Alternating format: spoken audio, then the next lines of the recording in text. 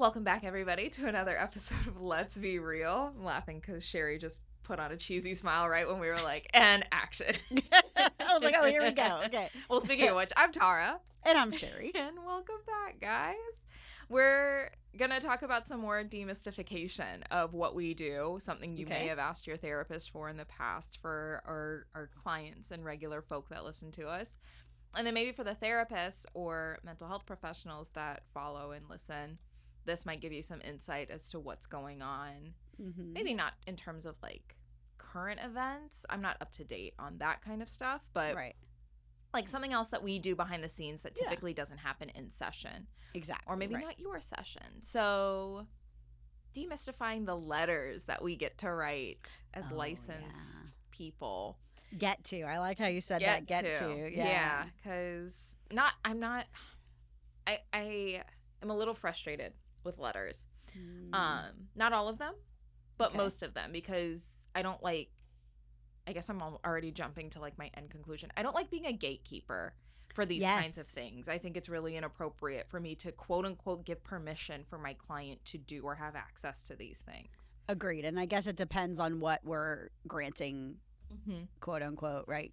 Because we're not the one actually granting it, right? It's someone granting based on our opinion or what we've been doing. That's the frustrating thing for me. Like we all talk about the emotional support animal. If you've seen me once, I'm not going to give you an emotional support animal letter. Besides, I don't think people understand the letter, and they don't understand the purpose of the letter. Right. Like, as far as I'm concerned, in my most recent research, which is maybe 6 months ago, is the last time I looked it up, but the only two laws that are go along with that are for housing and for transportation.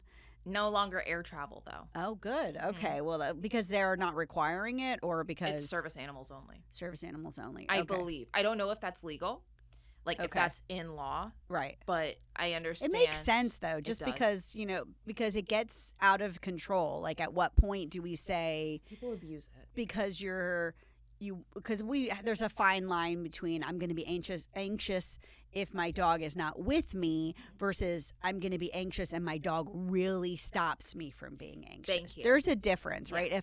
If my dog is going to have to get there some other way that's not with me, I might be sad for my dog, or I might be like nervous that something's going to happen to them. But most emotional support animals don't actually support any or give any actual emotional support in a crisis, right? Well, you're talking about service animals at that point. You're talking about a task that's performed by the animal. Exactly. That's a trained service animal. That's a medical device. Right. So, but people are really confusing and blending the two together. They are. Right. And so that's my problem with writing those letters, right? They're like, I want to be able to take my dog anywhere. And I did actually see an ad on Facebook the other day that said, don't you want to be able to take your dog wherever you want? No, that's not the purpose of this. It never has been the purpose of this. I think, if you're moving into a place and, you have your emotional support animal that lives with you, that's a different story. Yeah. Right? Housing, I could see the advocacy for. Totally. And that I will absolutely do it for that reason. I used to do it for airline travel, when it was allowed, I guess. But I haven't really done it that often, and it's only for people that I know it's going to be a really big issue if they can't. Yeah. You have confidence in writing this letter that it's going to result in someone using it appropriately. Right. Because I used the word abuse earlier. Like, people absolutely abuse the terminology here, right? And I'm including using service animals. Like, well, because they again blend the same together. They put service animal jackets on them. That shame on Amazon and shame on those places that sell them, where they actually say the word service on them. Right? You shouldn't be able to purchase those things. This is where we blend in, things that it should be part of what you get when your dog is trained.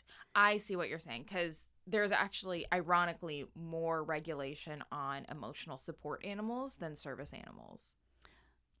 Okay. In terms of legality. So because they want to protect people's rights as they experience their disability. You don't want to infringe on people's rights. Well, the thing is, you're correct, but those animals do have to be like you're saying that animal has trained for a specific purpose, right? You don't have to tell anybody under ADA what the purpose of that animal is. You don't even have to tell them what your disability is, which is great. But the fact that's why it's exactly, and that's why it makes more sense to me if I could just go get a vest for my animal that says it on there, or make it myself. You know, Taz has a vest. I'm gonna be completely honest, because there's people in my life that don't know me, and they're like, "Is Tara gonna admit that she bought the bought the Amazon vest?" Shame on you. No, I also paid thousands of dollars for my dog to be trained years ago. But that's different. Okay, that's different because your dog is trained. She is trained. I obviously she is not with us. She's never been to this studio, so that should change soon. Yeah.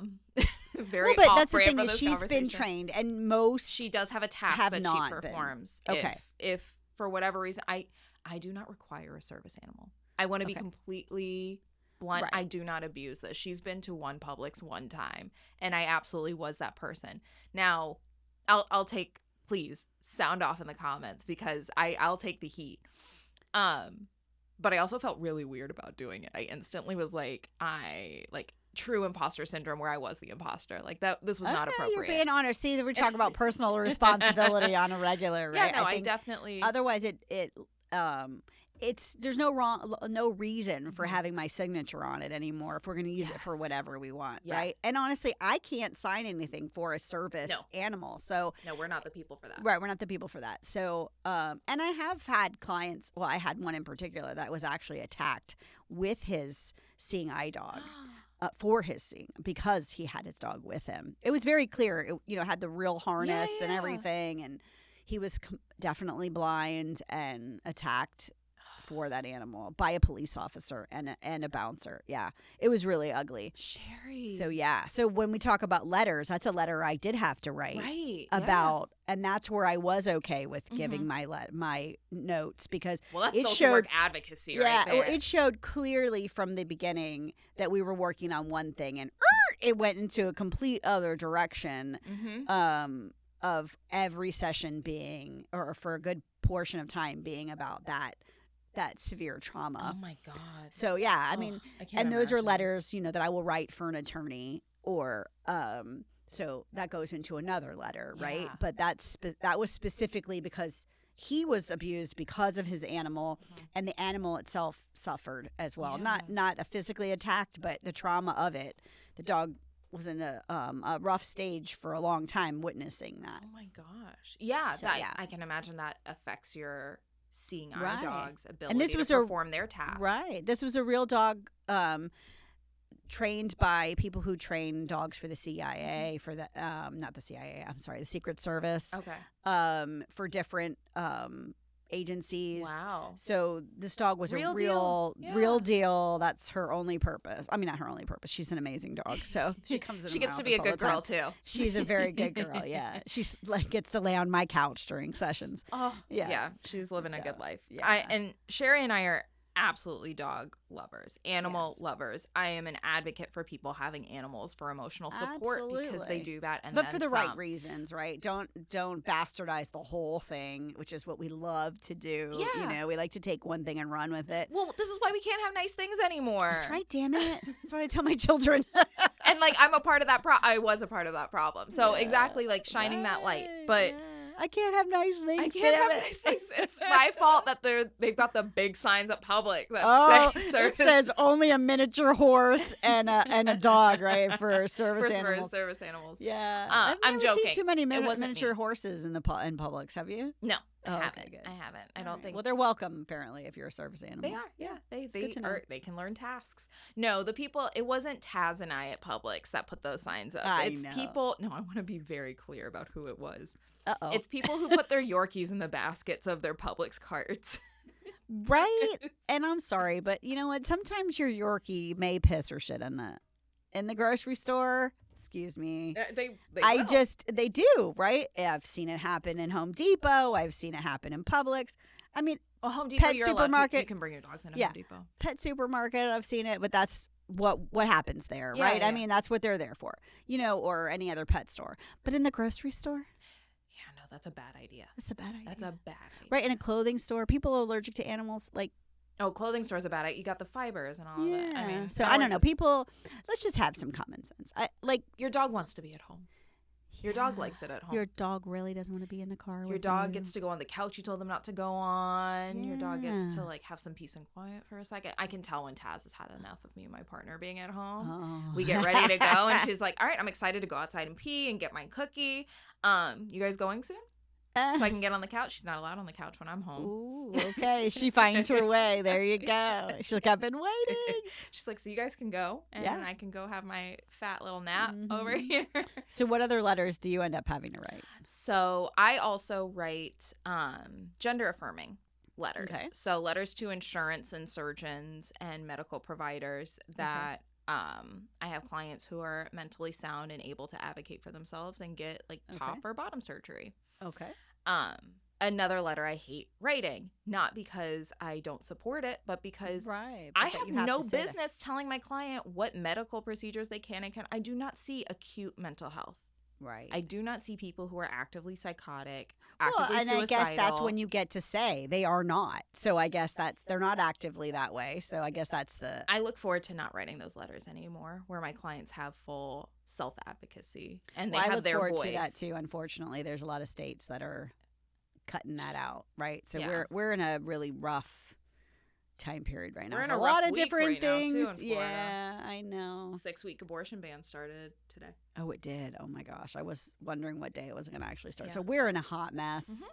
So more and more we need these kind of things in order for people to get what they need done, which is ridiculous. But I do write a lot of letters for my VA clients, and for them to be able to say that their PTSD is military or service connected, right? If you never had anything else going on after or before, I can pretty much say that that's where it came from, right? But again, also, even if you had stuff before, most of these people went in and they're 17 years old, right? You're already vulnerable. You're already at a really rough time to be going off away from family and being beat up and whatever else happened to you in boot camp alone, right? So then being able to be, for them to say, no, sorry, in your childhood you had some stuff going on. Well, it probably made it worse. So I don't think that one negates the other. You're not off the hook. You're not off the hook, for sure. Are there a lot of people that come back from basic training with PTSD?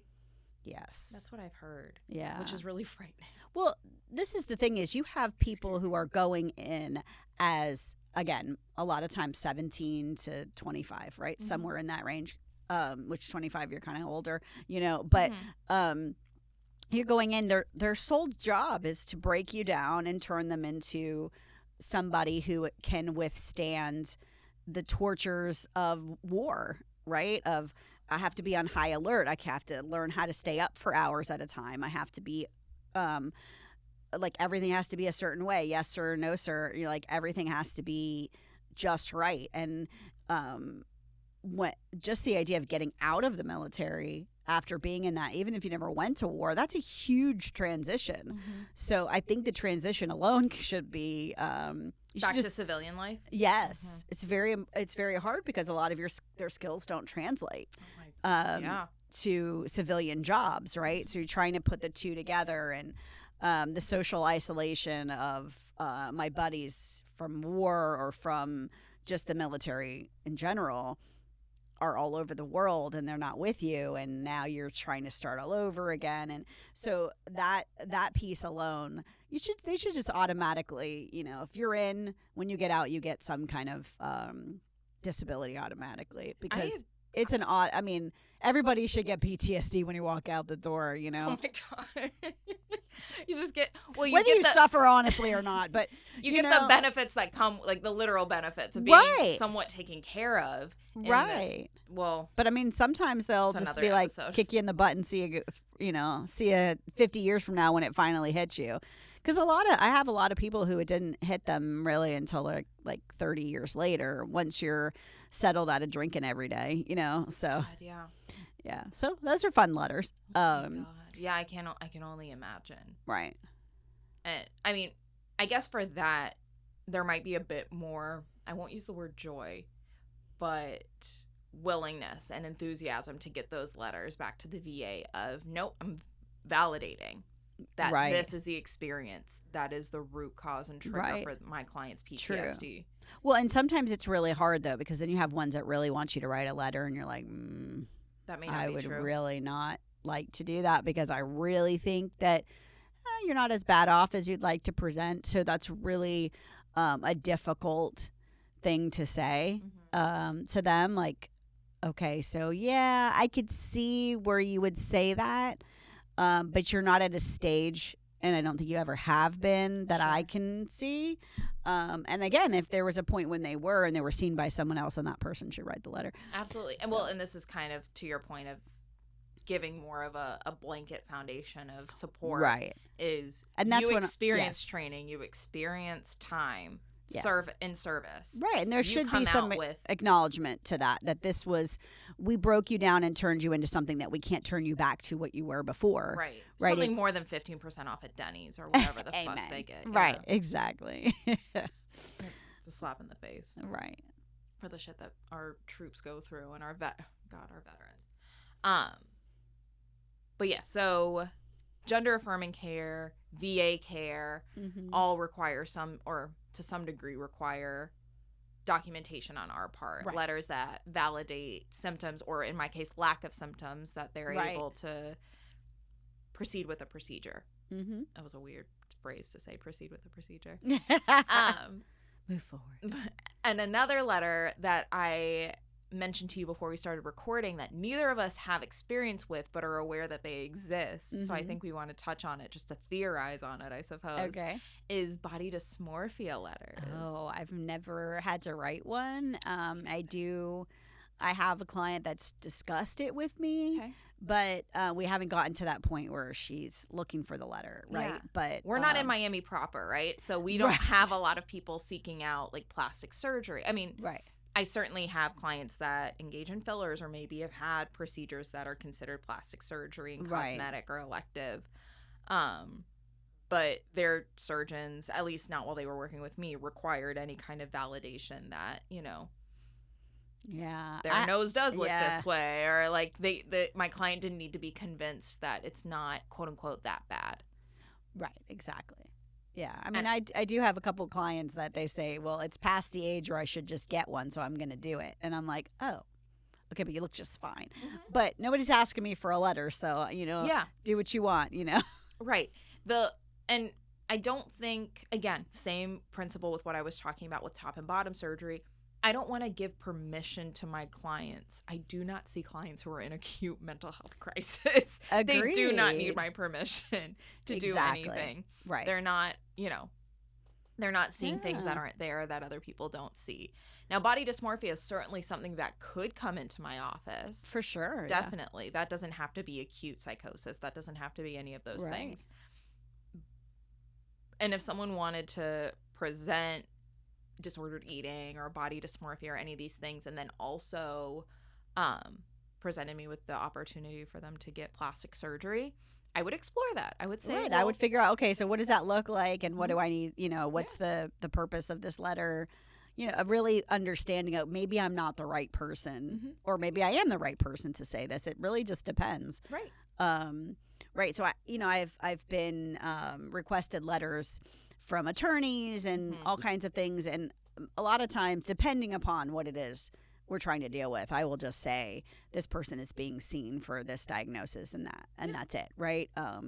Because again, I think we talked about this earlier, but the idea of I don't really have a lot for you in my notes that's gonna satisfy what it is you're searching for, right? Specifically what somebody else is searching for. But I do have a couple of my therapists that do work with court situations, and I've written many things for courts before, but where the hardest is we're dealing with reunification of parents. Not so much with Department of Children and Families, but more with like there was a divorce situation. They're already divorced. The kids have a parenting plan, and one doesn't really want to go spend time with one of the parents. And so then that's part of the trying to figure out, can we get the kids and the parents to work together and feel better about being around each other and all those. And then having to write letters after the fact about why that did or did not work. So that's a real challenging. How do you write the letter so that you're not using your own what's the word I'm looking for? Your own opinion versus what you're seeing in session, what is I wouldn't say fact, because that's not necessarily it's maybe somebody's fact, but the way somebody's behaving or not behaving is just a statement of we're seeing this. Yeah. So those letters are challenging. I believe it. Yeah. Yeah, because so they're fluid. Do you charge for your letters? I was gonna bring that up too. So insurance won't reimburse us for that time. So in private practice, I do, but it's nominal. I make it super accessible. It's not something that I factor into session fees. Right. I factor in research. I factor in my CEU time. I factor in my note-taking time. Mm-hmm. That's all factored into my session fee. But that extra layer of work is not factored in. So I usually charge depending on the form, I charge between $40 and $75 per letter. Right. And in our case, it depends on what they're doing and who else had to be involved in writing the letter. If my office manager had to be involved, it's going to be more money. But again, it really, it depends. And when there's certain things that coming in that there's going to be a letter involved at some point. So you're going to know that this is a time-consuming thing. This is I'm putting my neck on the line writing this letter. Those are going to be a lot more money. Yeah, absolutely. Yeah. And it's not just putting that practitioner, but the whole practice on notice. Like, whoa, just everybody know we just wrote this letter. That. And with me providing gender affirming care in this state, I'm absolutely putting a what is it? A target on my back, potentially. Yeah, especially, nobody likes us anymore, which I don't blame them. I don't blame them. I don't like us anymore either, to be honest. I need to stay and try to do something better, grassroots. Yeah. Oh, my goodness. Well, that's a whole nother discussion that I could go on to for like a long time, but we'll get a different batch of listeners for that episode. For sure. But where was I going to go with that? You were talking about treatment summary letters. Oh, fees for these letters. Yeah, it's just a little extra work. I don't like charging like a full clinical hour or anything for that. My letterhead is already ready. My general idea, I won't call it a template because I can't. It's not a 5-minute letter that I'm writing where I just swap out names and dates. And no, I am rewriting. I mean, if you were talking about an ESA letter, of course, those I have a template and we just fill things in. But, and then again, the thing that I have the hardest time is if somebody comes in, it doesn't matter to me what it is. Mm-hmm. If you're going to only see me once, or you're only going to see me once or twice and you want a letter from me, I can't give you one. Right. No matter what kind of letter it is. I don't know you enough to put my signature next to it. I used to be comfortable doing that. I'm no longer comfortable with that either. Because at some point there's going to be more restrictions on these kinds of letters, and I want to I need to protect my business too. Right. And you want to be able to, I want to, the fact is that letter needs to be legitimized, right? And if I write it for everything or every single person, and every time I write the letter, I'm saying, specifically like for my VA clients, if I write the letter for everybody that asks, not everybody has the same level of degree of PTSD or the same level of degree of anxiety or depression or anything else, right? And I'm not going to write you a blanket letter. Yeah. And I'm also not going to write one just because you asked me to. Yeah. Right. So that's when we talk about new versus been around for a while, hurting people's feelings and or thinking we're going to hurt people's feelings. In the beginning, I'd be like, okay, what do you want me to do? Right. And then I'd try to turn myself into a pretzel to figure out how to make it work for that. And I can't do that anymore. So I know what I will write and what I won't. Boundaries. Yay. Boundaries, that's just like a constant theme. So it is. Yeah. They're not going away. So no, naturally. For sure. Yeah. Well, I think I'm curious, like, what letters we might be missing. They're just things that we don't do. I've filled out forms for insurance companies before, specifically for a client I'm thinking about in particular that works for a corporate organization. Right. So, like a Fortune 500 company, and she was trying to ask her department for more work from home time. Okay, so that would be like an FMLA or a modification of work schedule or something like that. And I asked, I was like, I am not an MD. I'm not in charge of any of your diagnoses that I think qualify you more for work from home. But it was a supplemental letter that was going to support them, and I was all about it. Well, and I've done FMLA a lot, and you'd think, though, that FMLA would just be a physical diagnosis, but somebody who's anxious or has socialized anxiety disorder, like they literally can't, some people literally can't leave their home. Yeah. Or they've slowly gotten worse over time. And so I am a little bit more selective with that as well, because again, I don't want to take that right or that ability away from us to be able to do that. But that is something that is a very convoluted piece of paper that makes you feel like it doesn't apply to us, but it does. And it does. Yeah. Yeah. Like I said, it was supplemental. So she had a primary doctor or a the diagnosing physician submitted their form, and then I added supplemental information to support what they were asking for. So it all helps. Yeah. It's all valid. Like, they definitely deserved it from either person. I was advocating for their physician to write it because I'm like, you have a diagnosis that absolutely should be considered. Right, exactly. Just like the diagnosis you have with me, this one definitely needs its Why do you think they want you versus their doctor? They had both. Okay. They did reach out to their physician. I walked into that conversation asking them, like, so why me? And they're like, oh, no, you too. Okay, yeah, that makes sense. I'm asking you as well. Right. Well, I think because sometimes we're more approachable than maybe it is to get into the physician's office or it is to get back quicker. Well, also, you're seeing me weekly. You're already prepared to pay my copay as opposed to going and seeing your doctor, not knowing what you're about to be billed for. Exactly, right. Yeah. Which makes me roll my eyes too, because that's a fucked up situation. You're not kidding. With our medical establishment, institution. Sure, yeah. Oh, institution for sure. We all should be institutionalized at this point. Oh gosh, well, we are in our own little systemic way. For sure, yeah. On that depressing note, let's.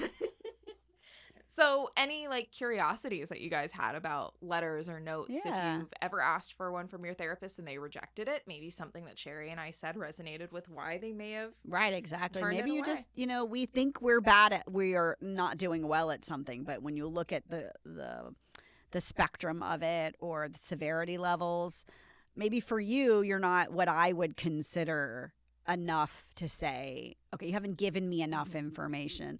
And if I have to dig for it, then to me that means that it's not debilitating enough. Sure. You got to show me that it is debilitating enough. Do you explain that to your clients? I do.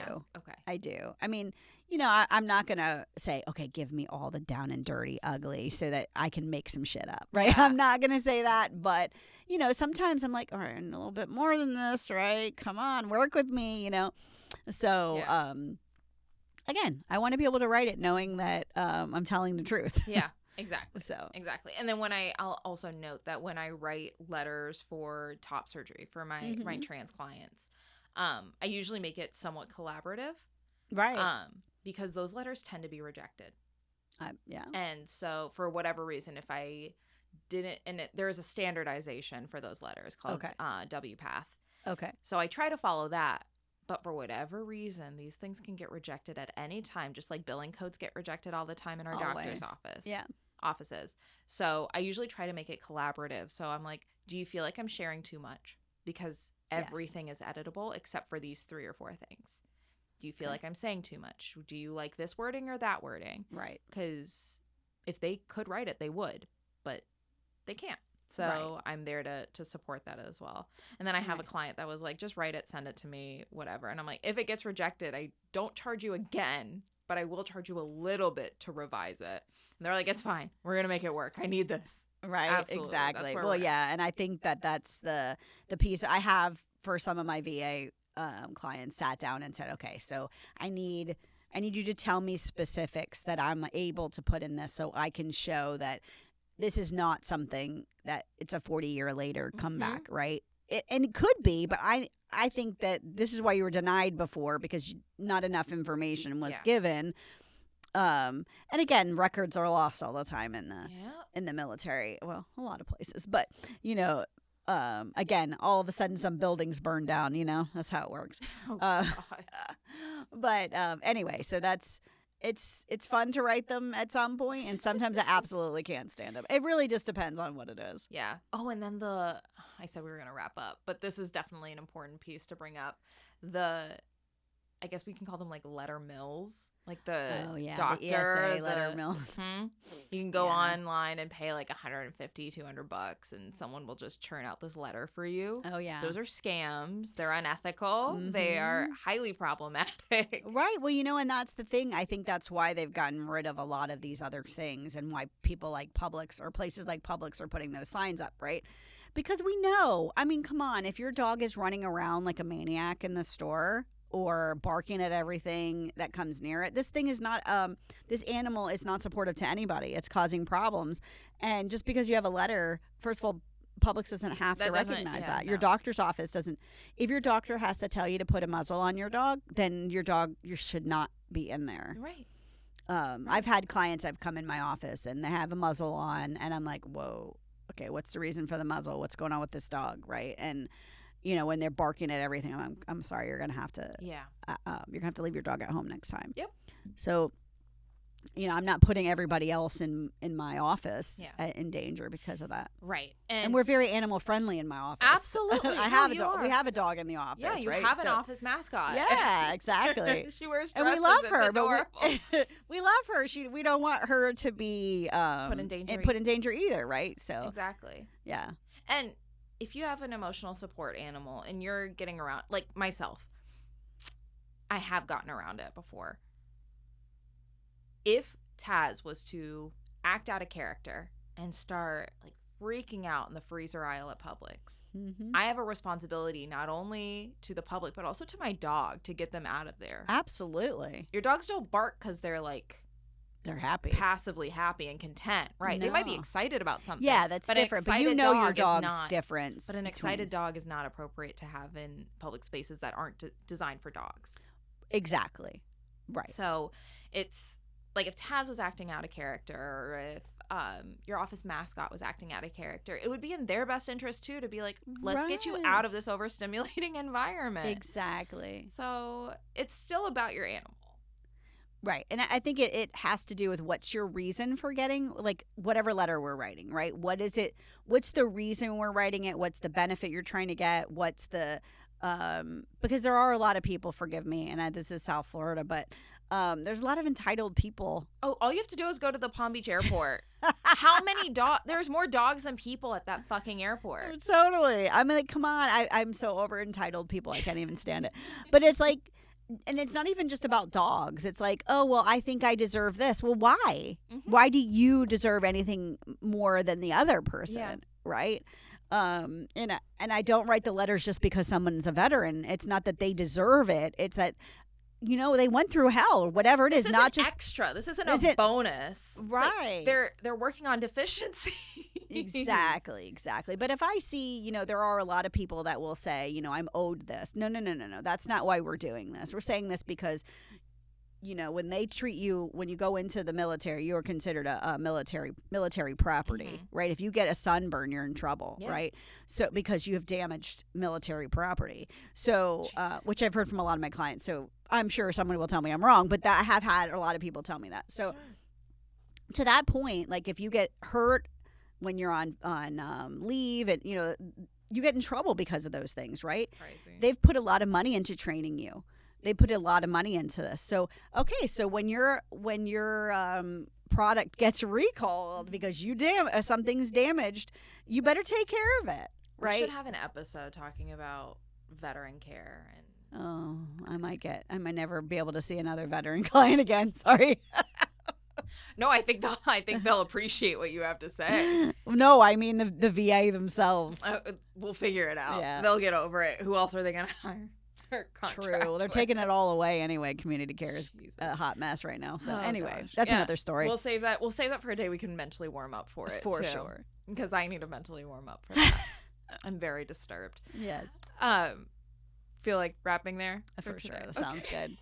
I think you had enough of letters. I think, the letters, those are like the three that I wanted to hit on. Okay. One that both of us do, one that I'm really familiar with. You shared the VA letters, and then the body dysmorphia plastic surgery ones that are foreign to both of us. Yeah. But really interesting. I agree with that one for sure. But you guys know where to find us all the time. We're always on our Instagram and TikTok, and I could do better with checking our YouTube comments. Maybe more people saying no one cares. That was a fun YouTube comment we got. I was like, mean. Thanks for taking the time to click the link and make the comment. It helped. So. Yeah, well, we got interaction with the page. You were very pivotal in our YouTube Thank you so much. But we're always there at Let's Be Real, Sherry and Tara. We want to hear from you. We want to interact with y'all. So keep sending us some good notes, and we'll get some stories from y'all to share on the show. All right. Bye-bye. Until next time. Bye.